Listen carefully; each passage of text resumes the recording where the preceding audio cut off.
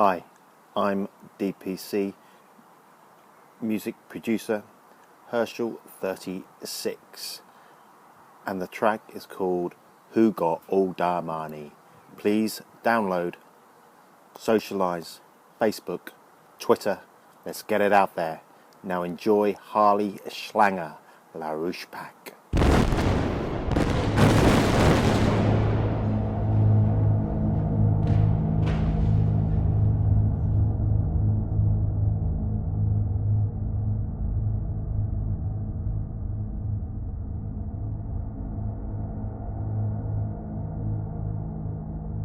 I'm Harley Schlanger. I've been a spokesman for Lyndon LaRouche for the last 16 years.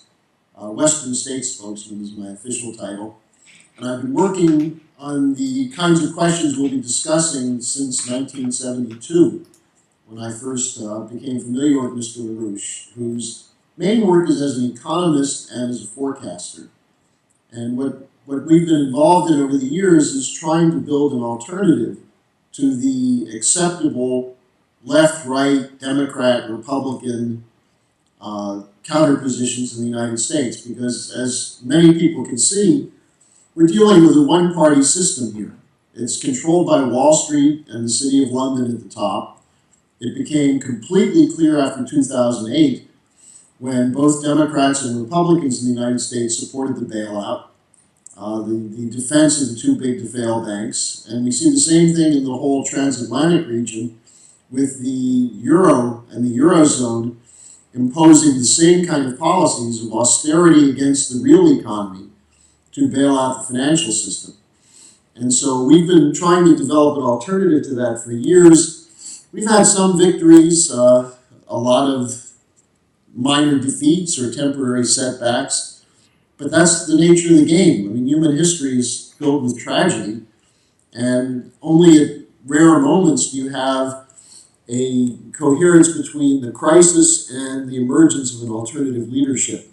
And I think we're at one of those points today where either we have that, or mankind is headed for an extremely dangerous moment ahead. My actual background is history, but I have been working for years in finance, economics, beginning with the work I did in the early 1980s on the beginnings of the deregulation of the banking system in the United States. Started in 80 under Carter, 82, it was Reagan, it was actually Bush who was doing it. Then you, of course, had Thatcher's Big Bang in London, and from that point on, there's been a race to the bottom. You know, who can build the biggest speculative bubble and then sustain it? And the problem is governments are about protecting the bubble and the worthless financial paper, financial instruments, as opposed to actually defending the populations that put them in office.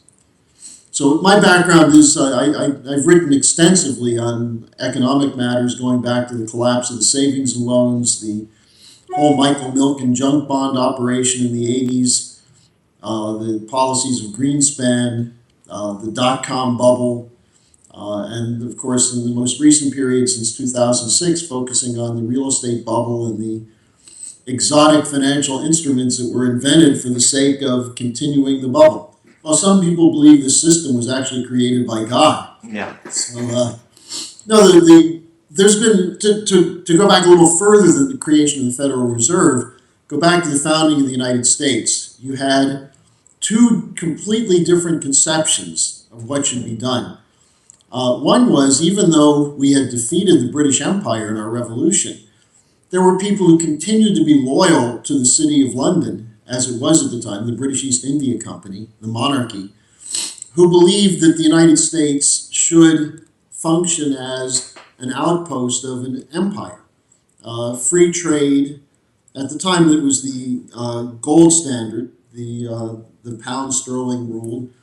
But there was another grouping who were the founding fathers who basically said the purpose of government is to give the population a capability to create wealth. And that even though the Benjamin Franklin and Hamilton believed in the idea of paper currency, it was backed by something. And it was backed at that time by the productive capability of the United States. And to make a point that's totally relevant for today, Hamilton had a conception about debt. He said, you never take on a debt without the means to extinguish it. So he was in favor of credit, government credit through the Bank of the United States. But that Bank of the United States was not controlled by private banks. Ultimately, it was the Congress and then the Treasury which determined the allocations of credit. This was a fight all during the period of the First and Second National Bank. But after we lost the National Bank in the United States, we were essentially in a recession from the 1830s till the Civil War, when Lincoln went to the greenback policy. Now, the greenback policy was government creating money, but for specific purposes, to direct it to physical production, eventually to the railroads, to the steel industry, the development of what we call today small and medium enterprises, the Mittelstand, as the Germans call it. And that was defeated again with the collapse in the 1907, when people like the J.P. Morgan, the Rothschilds and others, the Warburgs from Germany, were very instrumental in the establishment of the U.S. Federal Reserve, as you say, as private banks controlling the currency and credit of the United States government, acting in the name of the government, but not as a government agency. Basically, they became a collection operation for the private banks. So the private banks could make money from the financing of government operations. And this has been the fight of the whole 20th century. You had Franklin Roosevelt, who tried to go around that and found that he couldn't, because the Federal Reserve ultimately controlled monetary policy. John Kennedy had a big fight with the Federal Reserve in 1963, where he tried to use Treasury notes, authorization of Treasury bills, to get around the Fed. And I think he paid for it with his life. Yeah, that's right. Yeah, I think that in Vietnam were why he was killed. He was breaking out of control. Because if you have a fiat currency or paper money in which the government is acting under control of these private financial institutions, then the question of policy is out of the control of the citizens. And what we've had increasingly, the real turning point after Kennedy's assassination was 1971, was the end of the Bretton Woods system, which had a fixed exchange rate backed by a gold reserve system. Once Nixon abandoned that on August 15th, 1971, it opened the door for people like George Soros and speculators to come in and treat currencies as commodities, to drive up or down a currency for the sake of a profit. And we saw the worst example of this with the Asia crisis in 1997, where Soros profited handsomely by destroying countries like Thailand and Indonesia. And there was a little bit of a fight back against that, coming ironically from Bill Clinton, because Clinton basically said, we're not going to give a dollar to bail out the banks. Unfortunately, Clinton got hit with the Lewinsky scandal, spent the last 2 years of his administration defending himself, and in that process you had Robert Rubin and Larry Summers push through the repeal of Glass-Steagall. And since that time, there's been no regulatory impediment to the creation of a growing bubble. What I would essentially say is the difference between a sovereign nation state and a nation that's controlled by the banking institutions. So that all this kerfuffle over a budget, in the United States we go periodically through these crises. You have the same thing in the UK and in Europe. We have to bring the deficit down to 3% of GDP, the so-called Maastricht formula. It's all a fraud. Because, in fact, what we have now is a banker's dictatorship increasingly consolidating its power over the Western world.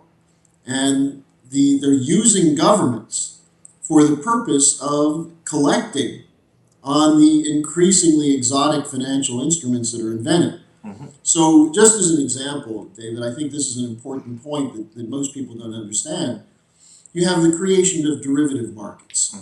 Now, why was that done? Initially, they said, well, we have to, since we have floating exchange rates, the currencies go up and down, in order to have trade, we have to have some mechanism to balance it.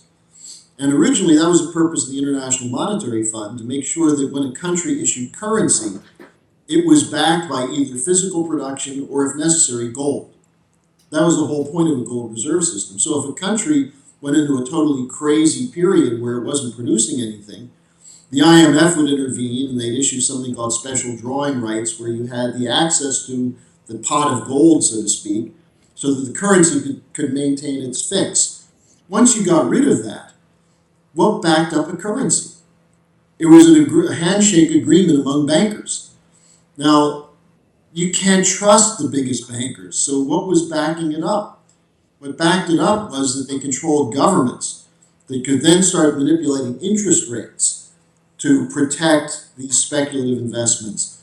Then what happened is that they said that's not good enough because we're creating more and more of this obligation. It's not even paper money anymore, currency, it's computer notations, notional value on a computer. So what backs that up? Well, they started doing this thing of hedging, and they invented these things called swaps, credit default swaps, risk insurance. Now, if you talk to the old timers in economics, and they say, well, how did you deal with risk back before the invention of swaps? They say, well, if it was too risky, you didn't buy it. Today, to make profits, because everything's profit driven, you go for the highest risk. And then you get someone else to pay for the instruments, the credit default swaps, to back it up.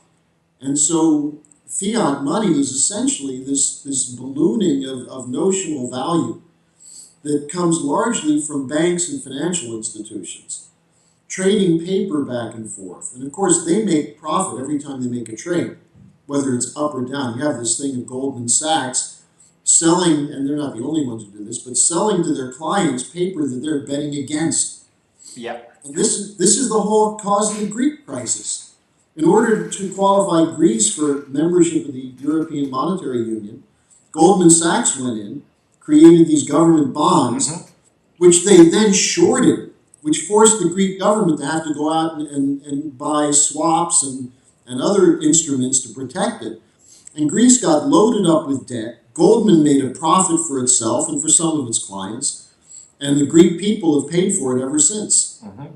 That's fiat money. Well, and the reason is that ultimately they have the best risk management for them is the fact that the governments will bail them out, that the governments will create new volumes of debt, of future payment from the populations to bail them out, to give them the money. Now, if you start looking then at what happened after 2008, trillions of dollars were created in notional value. Much of this was never paper currency, it was never trading hands. It was the Federal Reserve would say, we're putting in a reserve for you in our bank, a certain amount of money in case someone starts betting against your paper.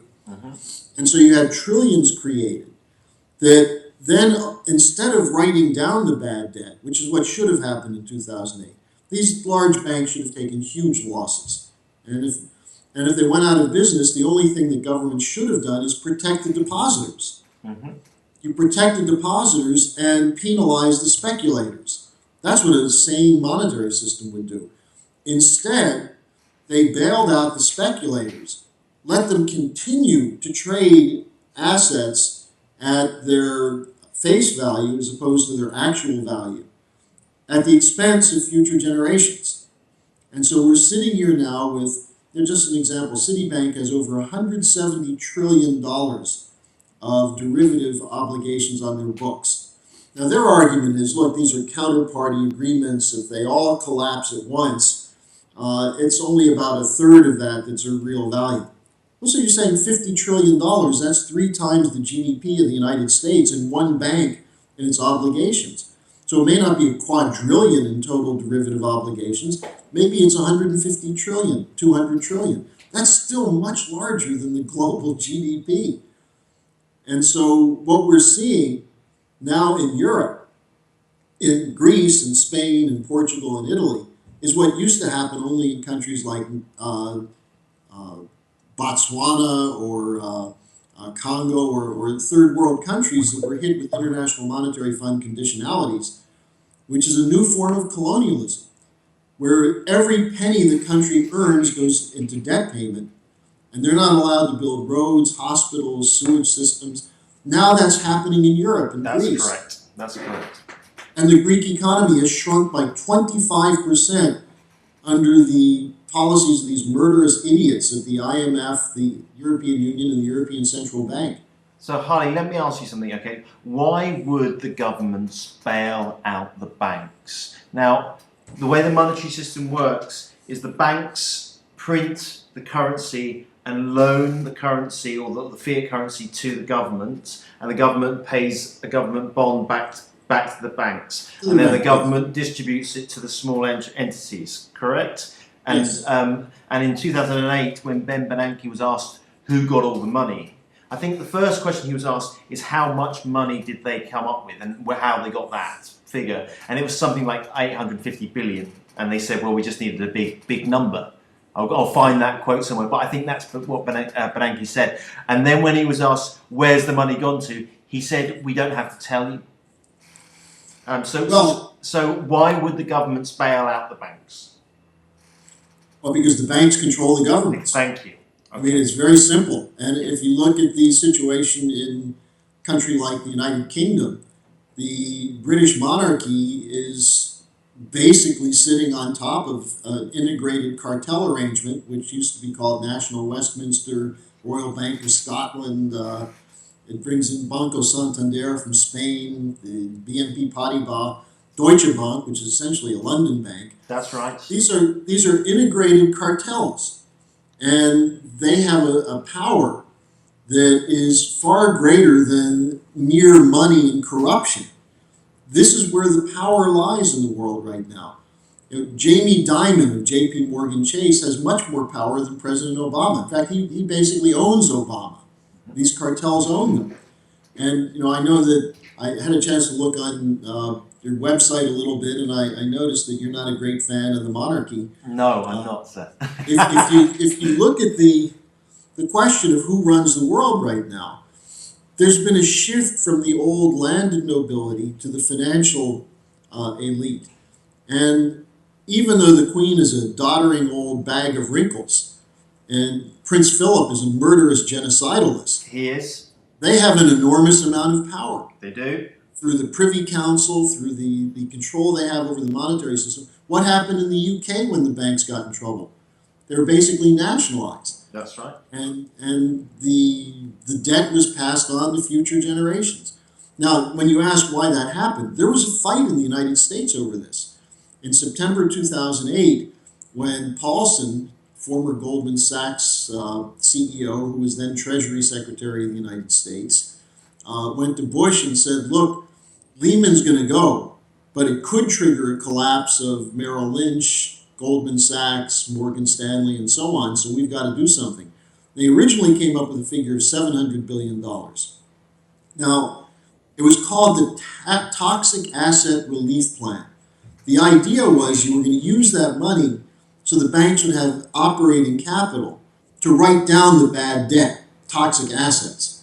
Instead, what happened is the bank said, we can't do that because this is not enough money. And so they set up a series of other kinds of operations, including something called TALF. I don't remember exactly what that stands for, but essentially where the government bought a lot of the bad debt. The government became a bad bank. That's what nationalization in the UK was about. Now, then what happened is that they realized that it was much bigger than a couple of trillion.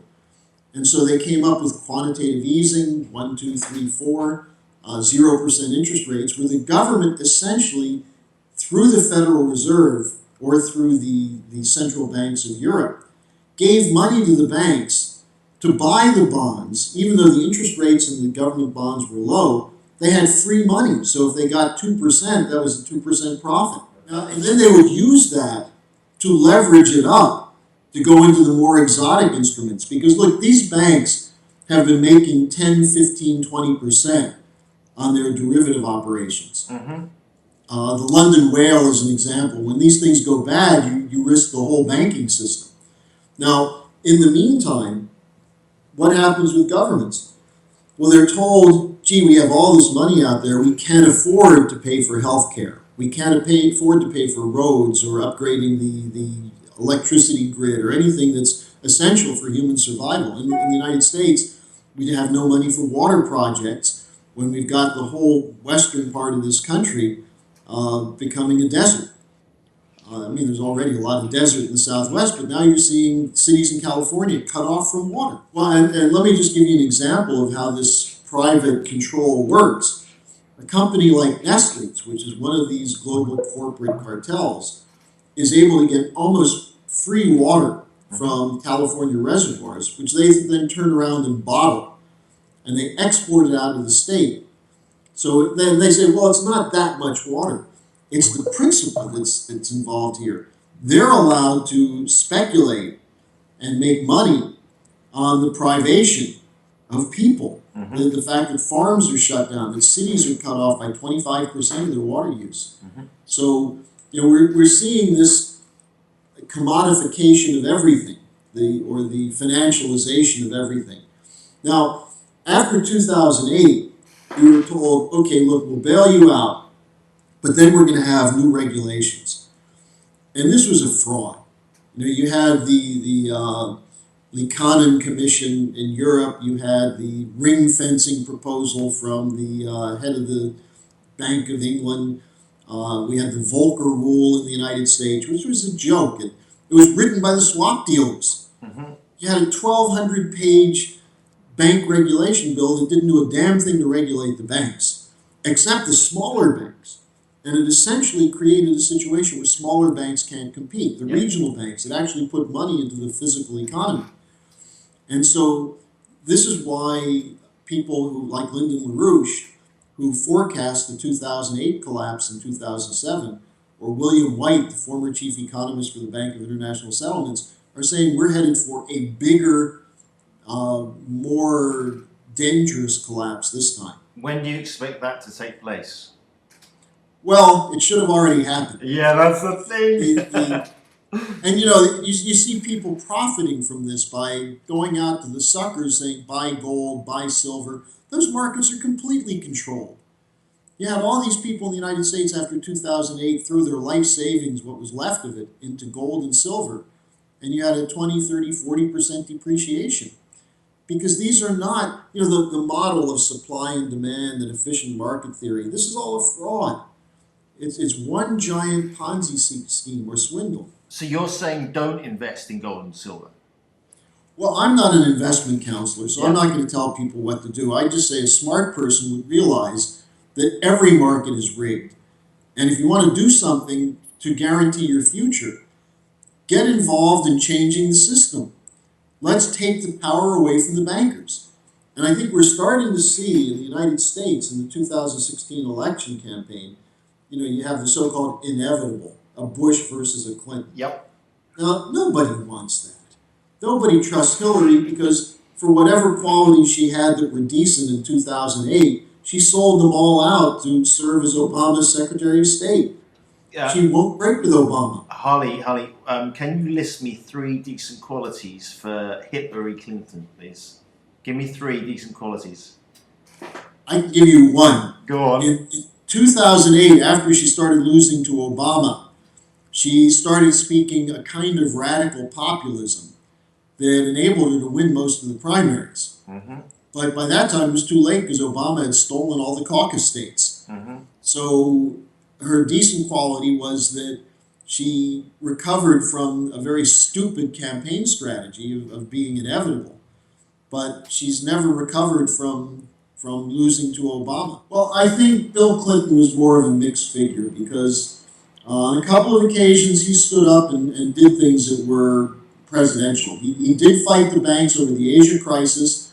He was fighting them over the 1998 LTCM crisis, the long-term capital management, which was based on Gore working with Chernomyrdin in Russia to basically privatize everything. And that's what created the modern oligarchical system in Russia.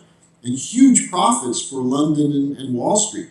Yep. And when that blew out, Greenspan went and bailed all the banks out. But Clinton said at that point, no more money for these banks.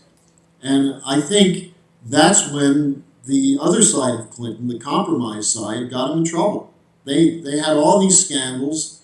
This is why if you're going to take on Wall Street, if you're going to take on these powers, you better be pretty clean.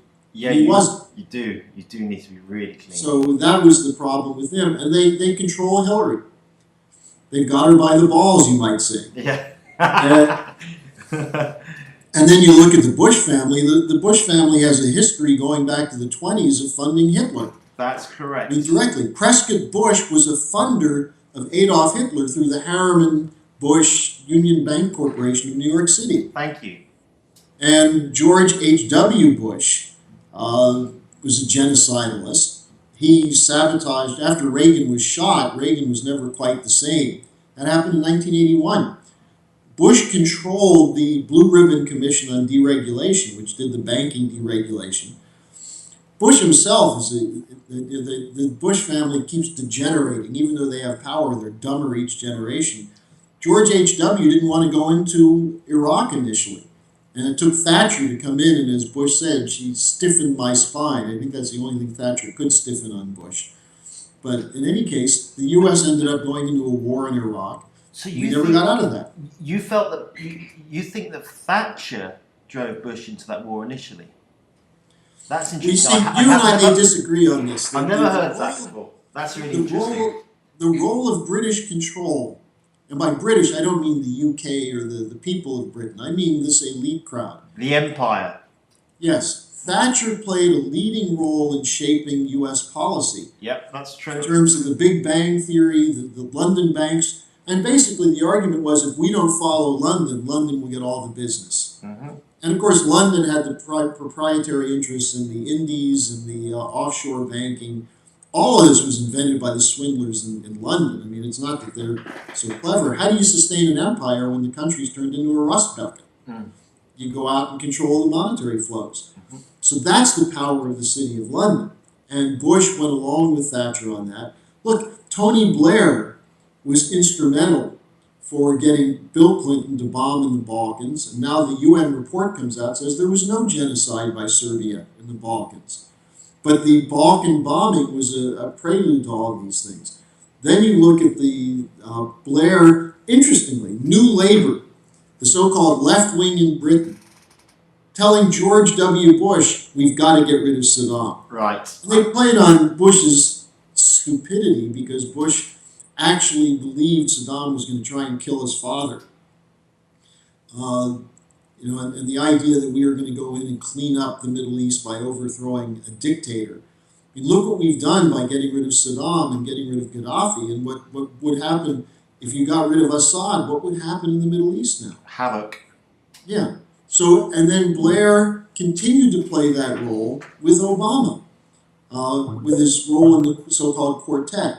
And meanwhile, Blair makes Clinton look like a penny ante guy when it comes to corruption. I mean, Blair is on the board of every bank that's been bailed out. He's practically a billionaire, and he's still treated, at least in the elite circles, as a guy who can get something done. A lot of people I know in the United Kingdom don't appreciate this fact because the circumstances of life, except for the extremely wealthy, are so devastated in Britain. They say, well, how can you say Britain has any power? Look at Libya. It was the British and the French that said to Obama, look, we got to get rid of Gaddafi. Mm-hmm. Obama's a puppet for these interests. Obama loves the Queen. I don't know if you've seen these pictures. He looks like he wants to grab her ass. And there's a problem because people focus on that. Yep. In the United States, people spend so much time looking at his birth certificate. It doesn't really matter where he's born. The question is he really a human? But that's true. And he violated the Constitution repeatedly. Why are the Republicans so afraid to go with a bill of impeachment? When my argument would be, if you actually drew up a competent bill of impeachment, you could prove and turn the American people against Obama because he's not very popular as it is. Why don't they do it? On the one hand, it's for opportunistic reasons, the same reason Nancy Pelosi wouldn't let the Democrats go after Bush Jr., who committed impeachable offenses, because they wanted to use it to win the 2008 election. Yep. And the Boehner and the Republicans are saying the same thing. We're not going to go after Obama because we're going to use it. So in other words, we're going to let the country go to hell for our political gain. And then what's their alternative policy?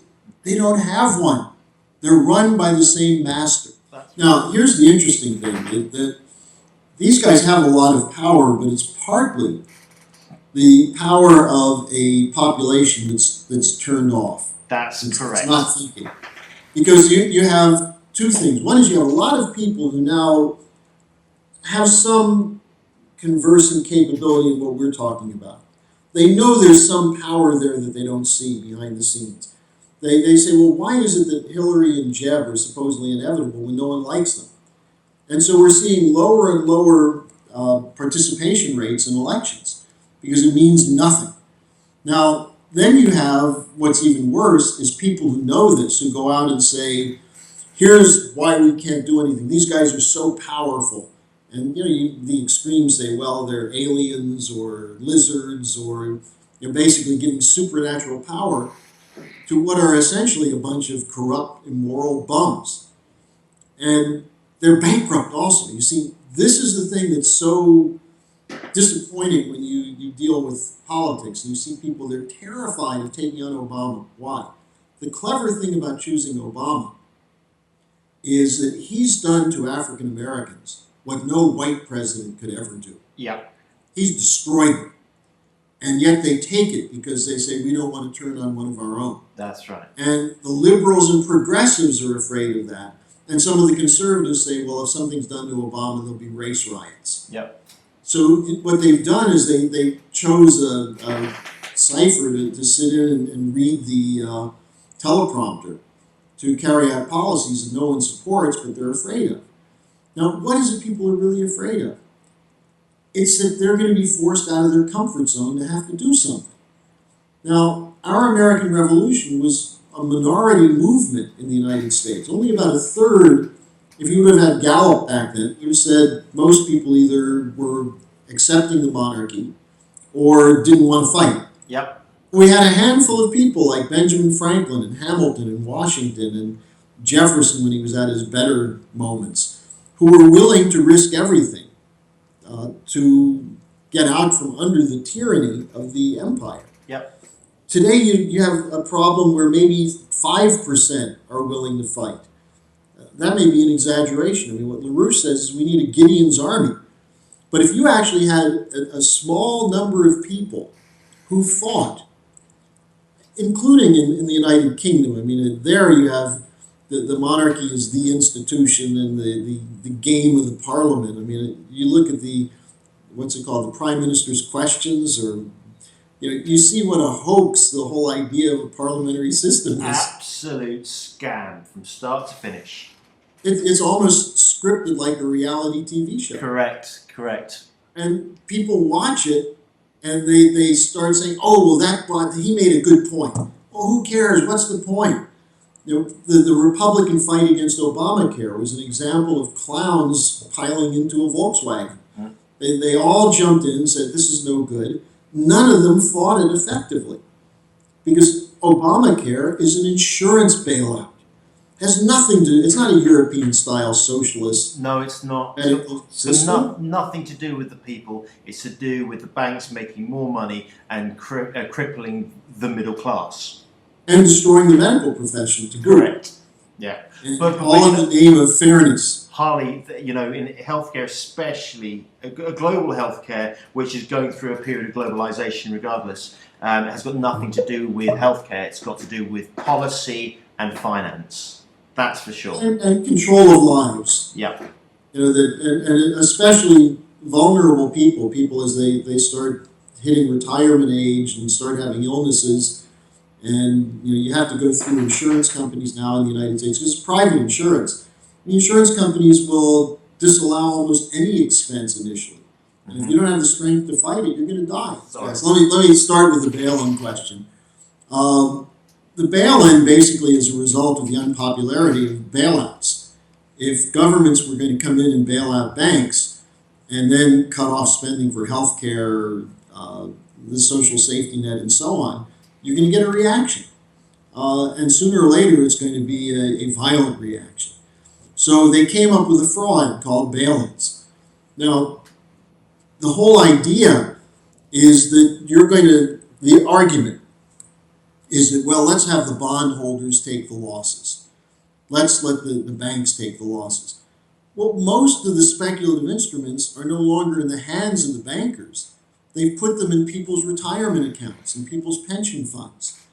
And so what a bail-in means, in Cyprus, they took it out of deposits. They actually took money that had been deposited by people in the accounts so that the safety, the guarantee of deposits was ripped up. Now in the US, we have the Federal Deposit Insurance Corporation, which was created under FDR. You have similar things in every country that supposedly protect deposits. But what's been done with the bail-in legislation, and the EU passed bail-in legislation, and it's also in the Dodd-Frank bill in the United States, is that they're saying that depositors are bondholders. That when you put your money in a bank, it's no longer your money, it's an investment in the bank. Now that's a complete shift in banking laws, but it's in the law now. So we just saw the next big example of a bail-in happened in Austria, in the Hypo Alpe Adria Bank, which was involved in speculation in Eastern Europe, and it was supposedly backed by the state of Carinthia, but it was much larger than Carinthia could ever pay. So initially the Austrian government took it over, and then at a certain point the new Austrian finance minister Schelling said, well, the government's not going to pay for it. He proudly said, we're going to do a bail-in so the bondholders get hit and the taxpayers won't have to pay. But what happened? The firemen's pension fund for the state of Austria was in that, had those financial instruments in it. So who's going to pay if the firemen retire and their pension fund is gone? The state's going to pay. So it's a fraud. The bail-in is really a way of stealing whatever liquidity is available from depositors while letting the bankers off the hook. So why would the bankers right at the top of the food chain want to reduce the money supply within the global community? Because clearly, if I haven't got any money to go out and buy goods, I'm not going to buy goods. If I can't buy all, I can't buy all. And all of a sudden, the mechanisms of social life will stop working, will they not? Well, as has happened in Greece. But what happens is you have a deflationary pressure, what's deflation? It's when you can't afford anything, so you stop spending. They say, oh, the people are becoming virtuous because they're saving more money. Well, wages in the U.S. have collapsed. Mm-hmm. The 9 million jobs that Obama created, so-called, pay 23% less than the 9 million that were lost because of the Bush-Obama depression. Mm-hmm. So people have less money. The banks don't have less money. They're continuing to speculate. Now, the banks have got more money. The banks are they're larger. Yeah, Bloomberg.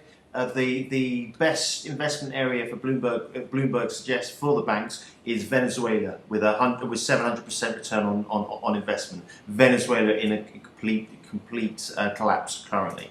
So the banks are making money. Sorry, I didn't mean to interrupt. No, the banks, the too big to fail banks in the United States are 30 to 40% larger. Yep. So they've benefited.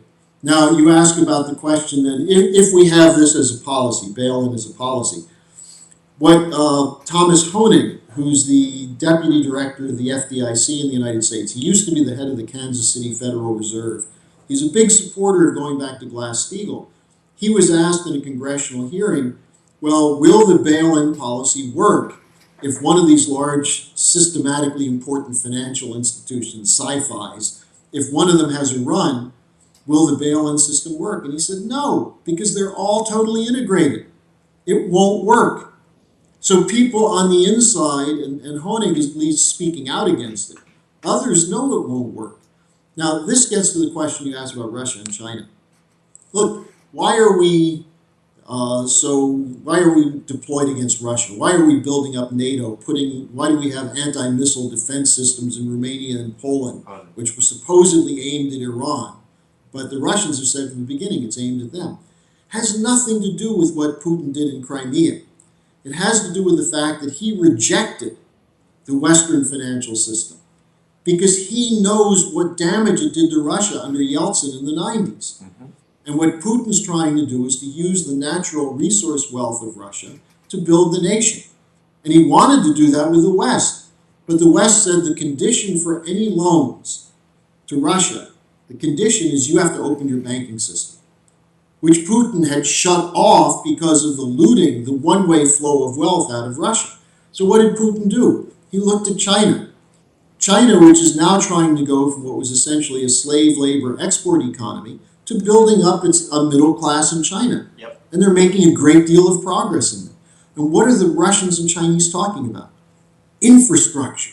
You spend money in areas that will cheapen the overall cost of production. Science and technology, space programs, nuclear power, the development of a physical economy.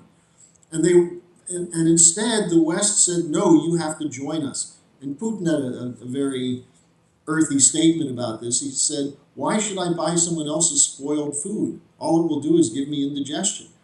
So the Russians and the Chinese initiated a process called the BRICS: Brazil, Russia, India, China, South Africa. Russia has raw material wealth. China has a manufacturing sector, and it's got a larger scientific sector than proportionally than any country in the world right now. India has tech, computers, and so on. South Africa has gold, and Brazil has all kinds of raw materials. And they're creating these new banks. The BRICS have a bank called the New Development Bank. China just created the Asia Infrastructure Investment Bank, which Obama tried to stop. And ironically, your prime minister, I say you, I know you're not in the UK right now. But the Brits, yeah. Yeah, what's his name? Cameron turned his back on Obama and joined the AIIB, and then the French, the Germans, and the Italians, and then everybody did except Japan. Mm-hmm. Now, you've got an alternate potential in the world to the bankruptcy of the transatlantic region. And that's why we're at permanent war in the Middle East with the Saudis as our great ally. And that's why we're defending Nazis in Ukraine, in the Kiev government, against Russia. And that's why we're on the verge of a potential nuclear World War III, because this insane ruling faction doesn't want to give up their power. Well, what we can expect is that that there's going to be a war against China. That's what the Asia pivot is of Obama. The U.S. and the NATO countries are basically saying the price you're going to have to pay is too great if you don't join us in our collapse.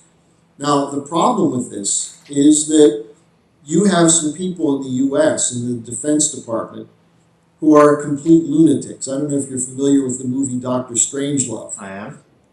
That's what you've got in there. They actually think they could win a limited nuclear war with Russia because they think that we have capable tactical nuclear weapons that could hit the Russian launch sites, and that we could use cyber warfare to disrupt a Russian retaliatory response. Now, this is insane. The Russians have just reorganized their whole military to have lighter missiles that can be put on rail, that can be put on ships, that are not stuck in embedded silos somewhere. So the United States is planning on spending $1 trillion to upgrade our nuclear capabilities. That's Obama. There was a very interesting article called How Obama Learned to Stop Hating and Love Nuclear Weapons. So play on Dr. Strangelove. So you've got this kind of insanity. Now, I just want to say one other thing on China. The argument that the Chinese are going through an economic collapse because their growth rate has shrunk. Correct. Well, now it's 7% as opposed to double digits, 10, 12%.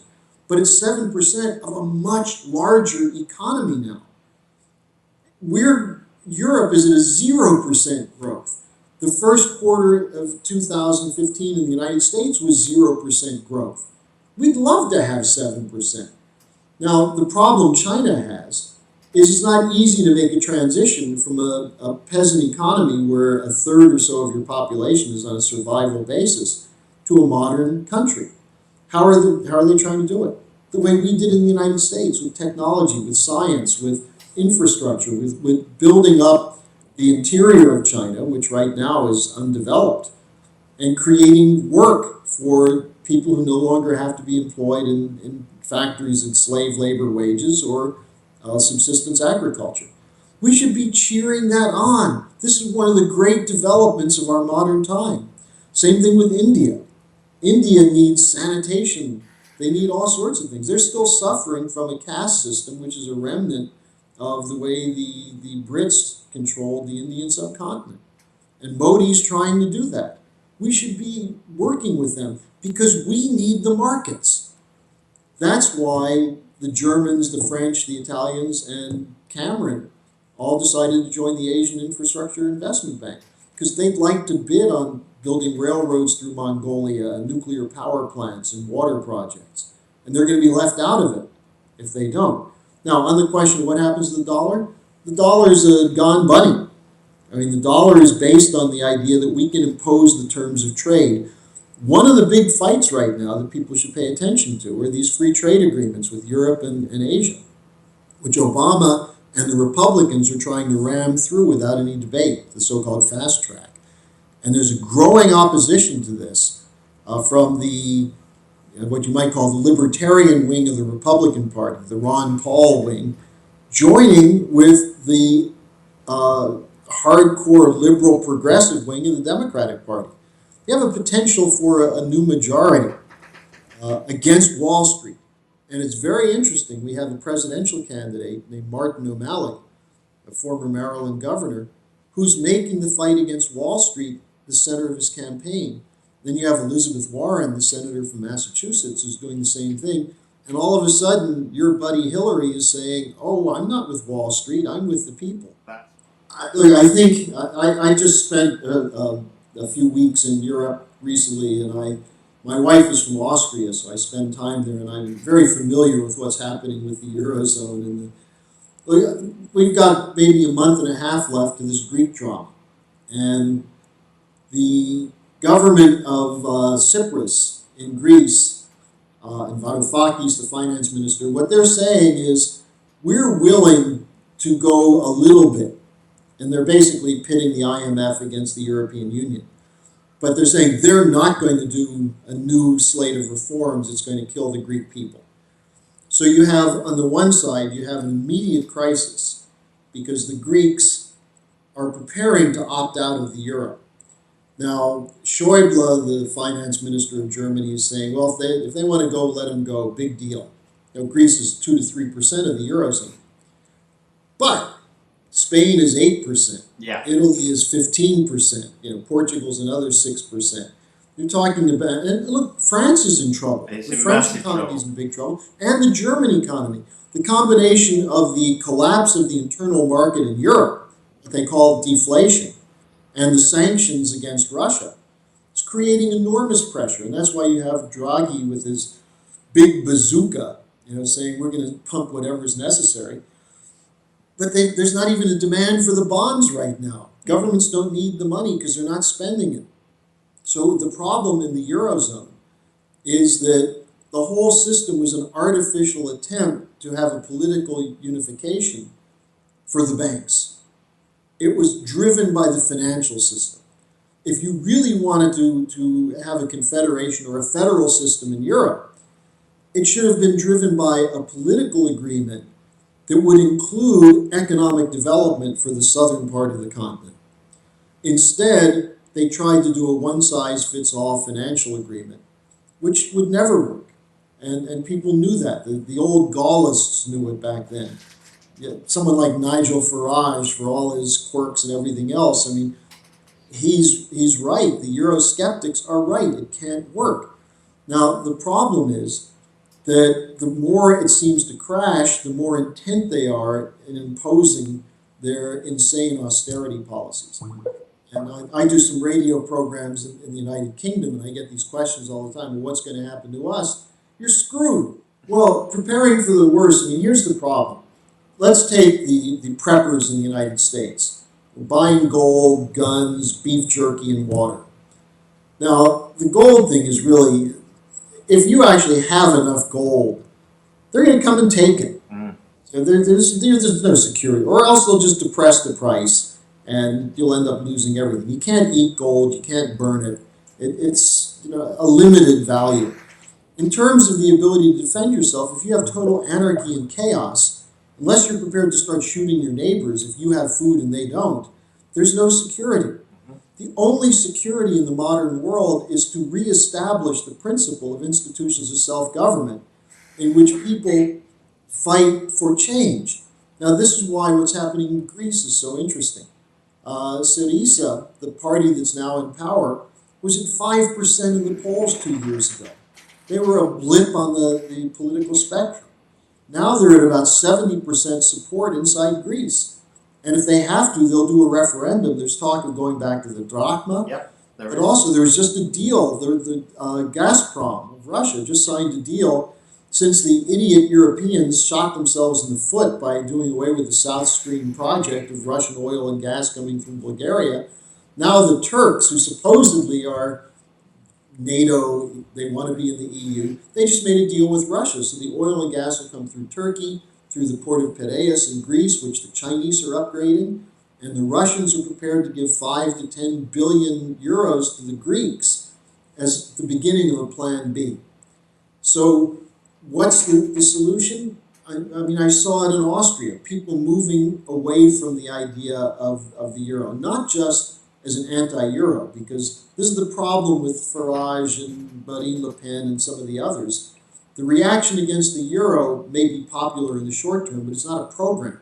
Yeah, that's true. That's why what we're saying is we need a European Glass-Steagall. Take the power away from the banksters.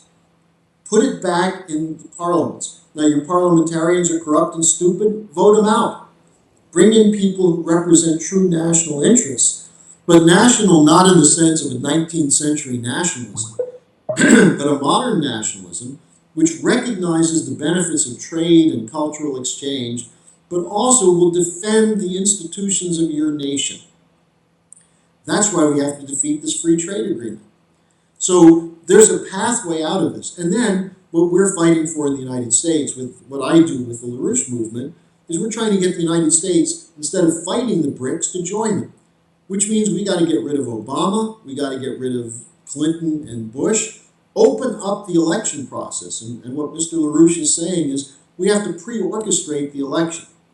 Now, let me give you an example. In 2014, when everyone was fighting about Obamacare, abortion, gay rights, gun control, this and that, immigration, we said, let's make the issue of the 2014 election Obama. And we ran a campaign here in Texas for U.S. Senate. An African-American woman named Keisha Rogers ran for the Democratic nomination in Texas, saying Obama should be impeached. And she freaked everyone out, but she got into the runoff. She had already won 2 primaries previously, lost the general election.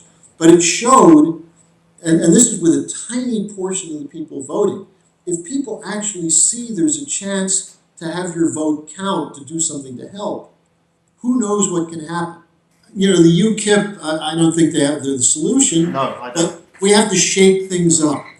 The last regional elections, the European Parliament elections, where the Le Pen party was the leading vote getter in France, Syriza in Greece, left, right, who the hell cares? Change.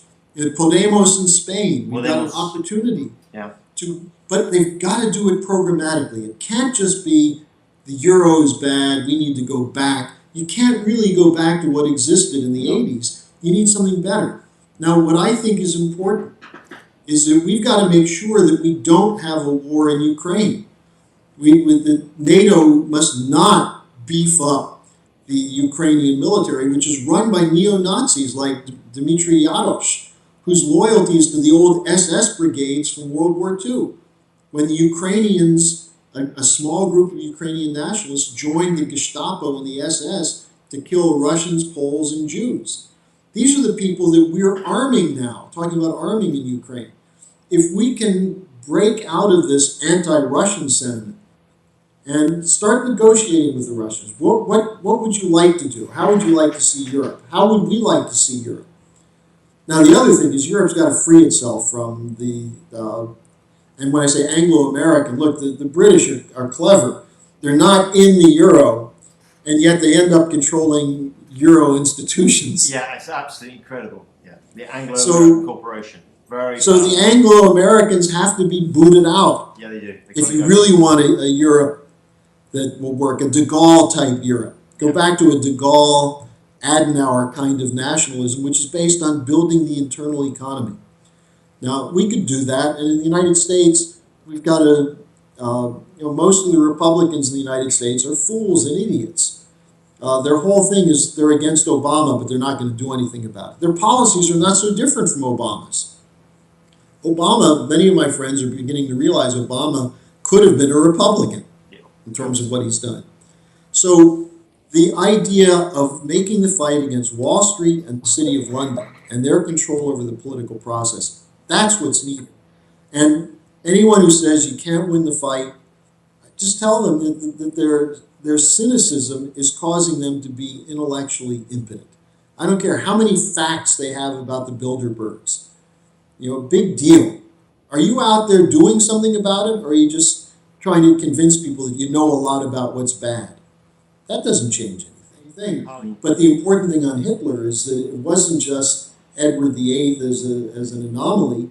Montague Norman, the head of the Bank of England, correct, and the Warburgs and the Schiff family in the United States, the Western branches of the Rothschilds were actually backing Hitler because they wanted him to destroy the communists and the labor unions, which is partly also why he got a recovery, because he lowered wages, crushed the union movement, and then spent money on infrastructure.